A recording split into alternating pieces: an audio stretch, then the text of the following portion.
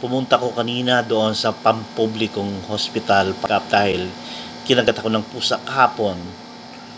Medyo naalarma ko dahil na nabaga ang aking kamay. Ang pusa ay medyo delikado, para siyang may sakit at parang nanghihina.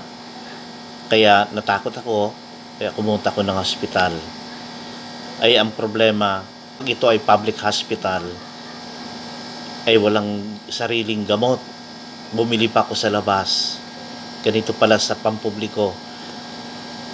Akala ko pag pampubliko, para sa mga mahihirap, para sa public, na lalo-lalo na sa mga walang pera, ay pagdating pala doon ay bibili ka pa rin ng iyong sariling gamot. At the same time, kahit syringe, ikaw pang bibili. Kaya nakakapagtataka, bakit ganito? Nasaan ang pondo ng gobyerno? Nasaan ang pondo ng DOH? Kinausap ko kaninang nurse, bakit pati syringe ay ako ang bibili? Wala ga kayong ganito? Sabi niya, nako, ganyan talaga. Wala ng pondo ang gobyerno.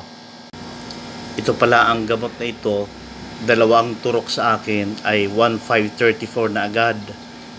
Kaya itong reseta sa akin na antibiotic at metformin hindi ko na binili.